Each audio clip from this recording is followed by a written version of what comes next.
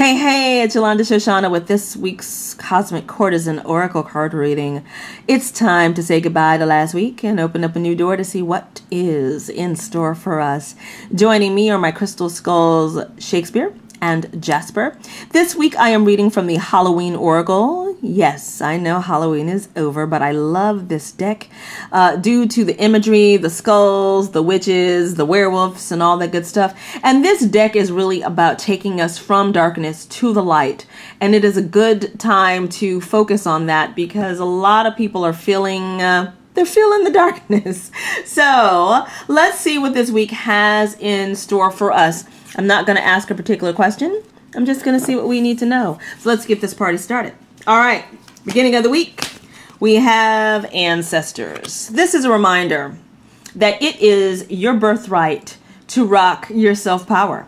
You are divine. You are excellent. You have a right to want bigger and better things. There are people that came before you who paved the way, and maybe you've had a rough upbringing. If you have, allow that to inspire you to go forward and to do better and to be better. But know that it is your birthright to be divine and to have divine things in your life and to rock your personal power.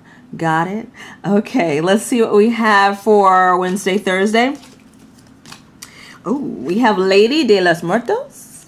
This card, now, while you may be thinking, oh my God, death, it's not death of a person per se. It is death of something, a situation. Something may be in your life right now that doesn't suit you anymore. It's time to let it go so that you can move forward. It is okay to let it go, or him or her. You know, sometimes it's people, y'all. So it's about something that's not serving its purpose anymore and possibly draining your energy. Take a look, be honest with self, and what is it? What is it time to let go of? It could also be fear. It could be an emotion. It could be jealousy. It could be so many things, but it's time to let it go.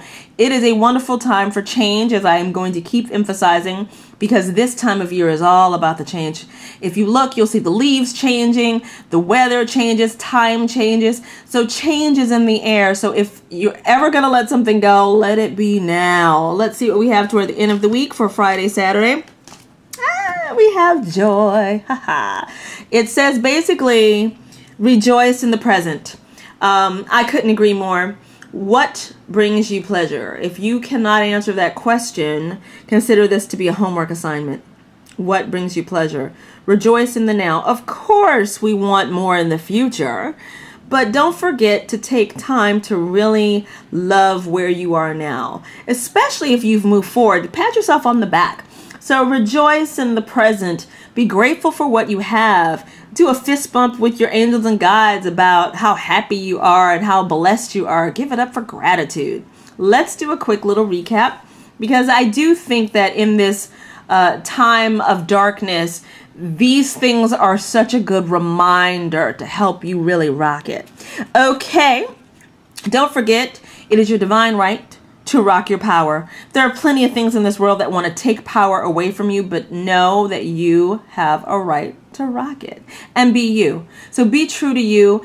And in situations where you feel powerless, remember that there's something that possibly you should be learning from that. And how can you gain your power back?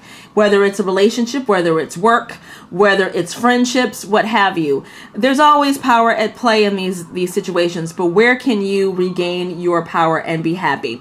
And what do you need to let go of? I mean, this is also goes with the first card. What isn't serving you anymore? Be honest about that. This can be a hard question and something that can be painful to face, but what doesn't serve you anymore? But above all else, look for the joy. Be happy with where you are. Of course, there's more for you to do and more out there for you, but don't forget to be happy and give it up for gratitude for the goodness that is in your life. I know sometimes times are hard, especially during holidays. You may not feel joyful, but it could be something so small. Do something different. Do something for you that makes you happy and brings you joy. I hope this reading helps you. If you'd like to schedule a reading with me, you can write me at shoshi@yolandashoshana.com. Don't forget to stop by my blog, brewhouseblog.com. And may the road rise to meet you in all that you do, in love, life, and your pursuit of happiness.